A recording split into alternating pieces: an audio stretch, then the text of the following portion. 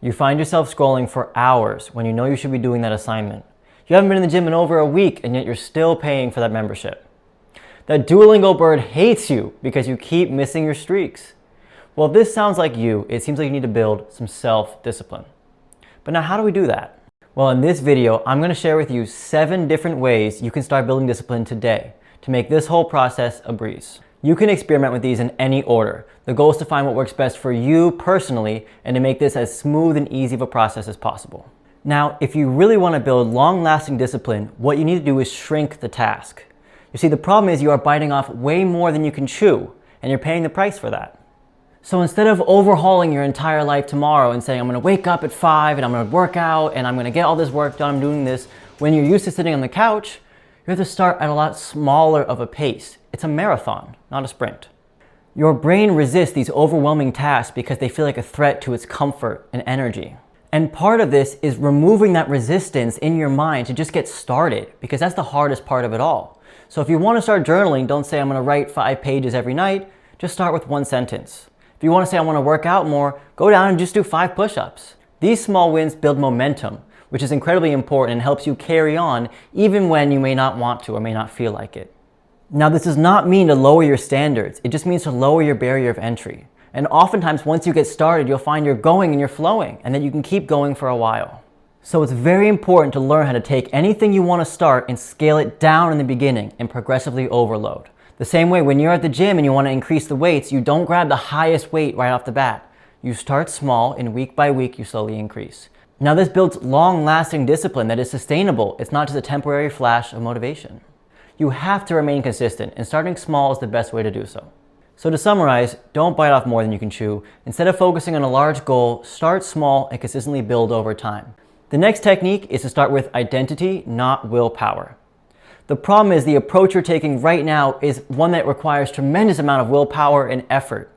Every time you see yourself as fighting this uphill battle just to get a simple task done. You keep reminding yourself, I need to wake up earlier, I need to work out more, I need to eat better, I need to do all these things. You see yourself as somebody who's fighting this battle instead of somebody who is already the kind of person who needs to be doing it. So for example, instead of saying, I need to quit smoking, tell yourself, I am not a smoker. If I need to quit drinking, no, I am not a drinker, I don't drink. And as dumb as that sounds, it just becomes something that's just not on your menu. How you frame things in your mind is incredibly important. I know it may sound silly, but it actually makes a big difference. How you talk to yourself every single day shapes your mind and shapes your reality.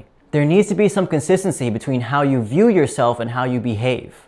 And by viewing yourself as somebody who does not do certain things, you're more likely to behave that way. You need to make promises to yourself, and then you need to follow through with those promises. And you need to view yourself as somebody capable of doing so. The next technique is to design your environment. You don't rise to the level of your goals. You fall to the level of your systems. And your environment plays a large role in that. You see, your surroundings constantly cue your behavior. If your phone is right by your bed at night, of course, first thing in the morning, you're going to check it.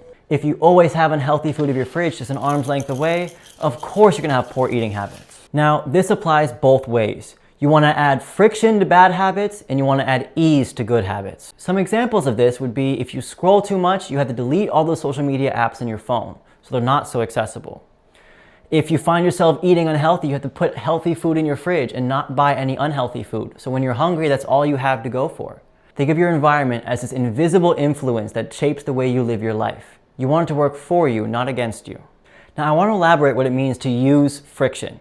Friction means making certain things annoying enough that it's not as convenient for you to do and therefore you won't do it. Now this applies for unhealthy habits. So let's say you watch too much Netflix, you have to log out every time. So if you want to watch, you have to re-log in every single time. So why this works? The harder something is to start, the less likely you are to do it. We can hijack this principle to make your unhealthy habits actually more difficult. The goal is to add barriers to time wasters. This could be something as simple as putting your phone across the room so you don't check it first thing in the morning. Maybe you block all social media during work hours.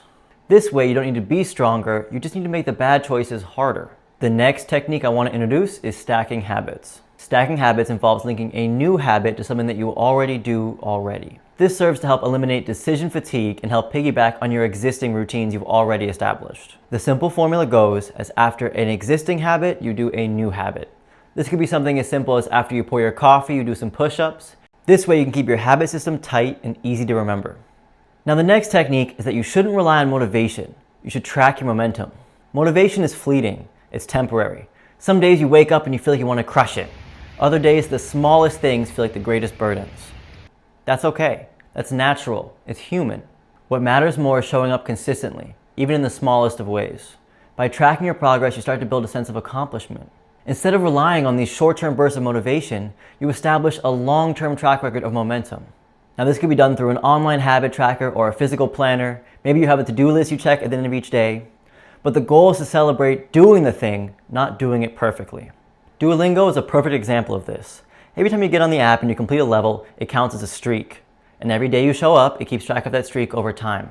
It doesn't care how well you performed. It cared that you showed up and that you were consistent.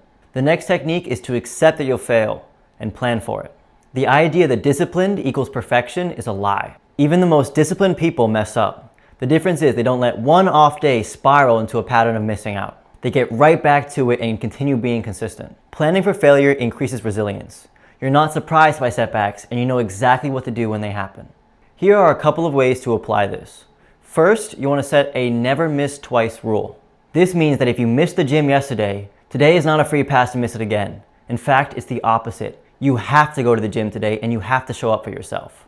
You cannot afford to miss twice. Another thing you can do is to make a list of all the things that throw you off. Identify the things that are preventing you from becoming consistent and begin to address those things one by one. Now, it's inevitable that you will slip up. It's not a surprise. You should actually expect that. It is part of the process. It is unavoidable. But for each new habit you want to stay consistent with, you should build a backup plan. If you miss the gym, go for a 20-minute walk after dinner. If you miss a day of journaling, recap the next morning with breakfast. Recovery is part of the system. The faster you bounce back, the stronger your discipline becomes. Discipline isn't about self-punishment. It's about self-alignment. It's not about becoming robotic. It's about becoming reliable. When you learn how to show up for yourself, your goals stop being wishful thinking and start becoming inevitable. I really hope you enjoyed this video. If you want to see more discipline content, please subscribe and check out my other social medias down below. And if you want YouTube to recommend you this content more often, please press the like button. Thank you so much for watching.